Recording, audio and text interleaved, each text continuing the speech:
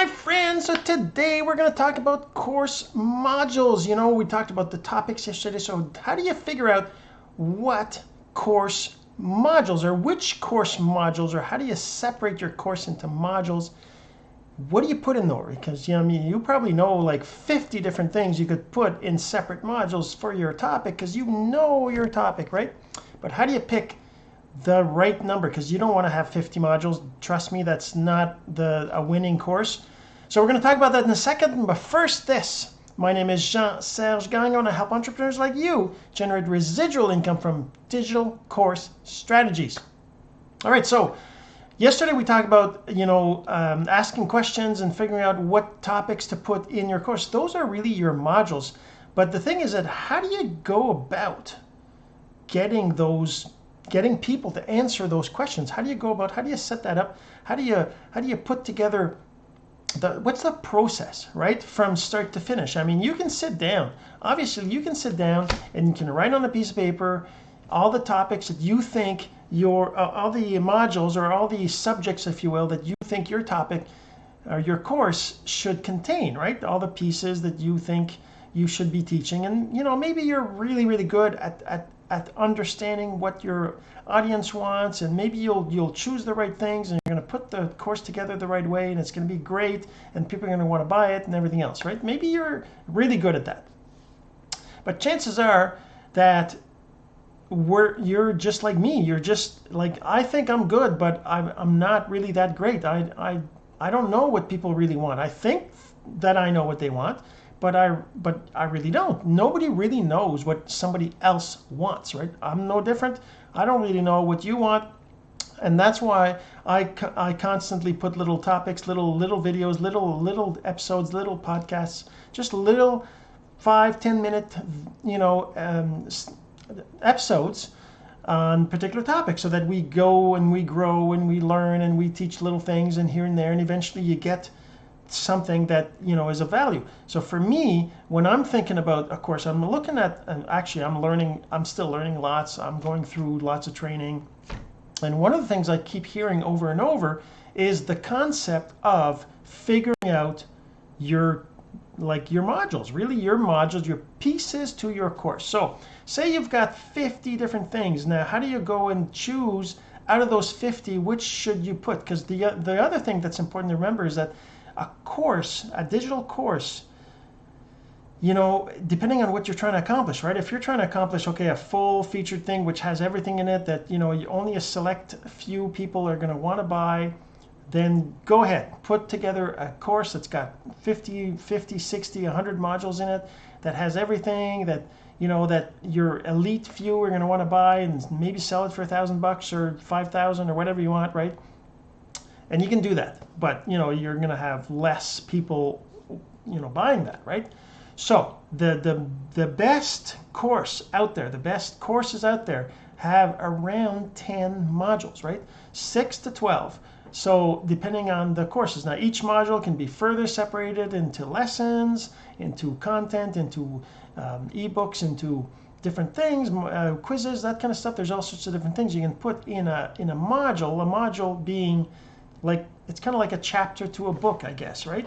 Or it's kind of like when you go to the university or college, you've got a course that goes on through the whole semester, but throughout the semester, maybe every week or two, they change to a different topic, right? So in philosophy, maybe you talk about one Descartes, and then another couple of weeks you talk about another philosopher, and then another one, right? So that's what a module is in the online world. So how do you know what to put in modules? All right. So the way to do it, one of the ways, obviously there's different ways, but one of the ways to do it is to put together a free version of your course, if you will, that you're going to perform online, either as a webinar or as a 5-day challenge or a 14-day or 60-day, or right. I mean, one of the recommendations is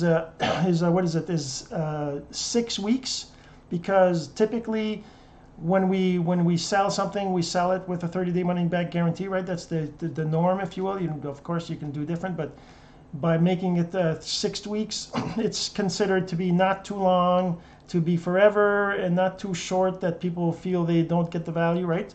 So you can do a 6-week or you can do a 5-day challenge if you want to do different things, right? It really depends on your topic of the course itself, right? But the idea is that you're going to put together something that people will be able to participate for free. Now, that doesn't mean you just go out there and you give it away for free, because you need something in return, even though it's not money in this case, because it's your beta of your course, if you will. You're going to be putting together this free course because you're looking for people to get results from your course, right? To get the what the course is about. You want these people to get those results. So what you want to do is you want to create the simplest thing is you create a funnel page. All right, a funnel page, a capture page, which with whatever tool you want. If you want to use ClickFunnels, let me know. I can help you set that up. Of course, it's an affiliate program, so I'd love for you to join with my link. So let me know all that. But the thing is that for ClickFunnels or other tools out there, you create a page with one question on there. You say, I'm just putting the finishing touches on course X, right? So how to X without X, right? How to lose weight without cutting your carbs. How to make money online without spending tons on advertising, right? How to grow your Facebook likes without spending ads on like campaigns, right? How to X without. So I'm putting the finishing touches on course How to X without X. And I just wanted to know, what is your top question on this, on How to X, right? So what is your top question? And I'm going to give you a free access to the beta, but all you need to do is answer this one question. Give me your top question on the topic, and I'll give you the link to join the private beta, right? So that gives you people that will get in your private beta, your free beta, by answering a question. They have to answer that question if they want to be in your private training, right? To build your course. So that will give you typically what you want to do is you want to get at least 100 participants. So you get at least 100 questions answered. So that means it could take longer.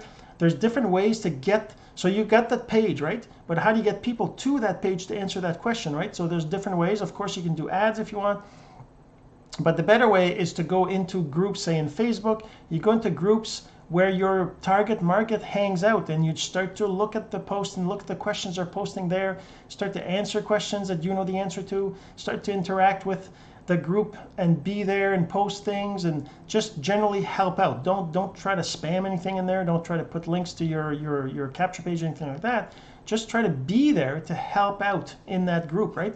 And then after a week or two, you can then say, hey, by the way, I'm doing this course on X. Is that something you'd be interested maybe in joining in? It's going to be a free course, but I just need you to help me with the content by answering a question.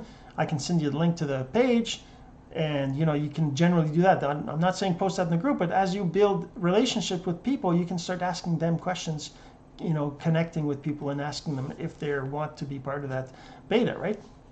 And so that's one way. That's another way.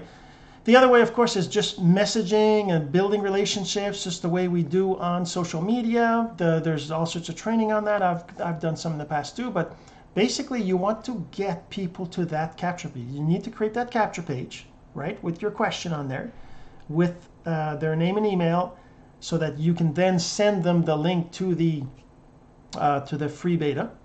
And you need to send people to that page so that they can see that you're building this course and that they can answer the question to get the course for free, right? Then after that, you'll have your course and you'll have the list of questions. And out of the 100 questions, you're going to come up with your list of modules. You're going to be able to decide which ones are the most popular. You put that in your course as your 10 modules or 12 or 8 modules, whatever it is. And you create your course based on those questions. So that's how you decide which are the best modules to put in your course. All right, so I hope that you enjoyed this, and if you think anybody else needs to hear this message, then please go ahead and share. I'm sure they'd appreciate it, and I would too. Until next time, have yourself a great day. This has been Course Income Secrets, and my name is Jean-Serge Gagnon.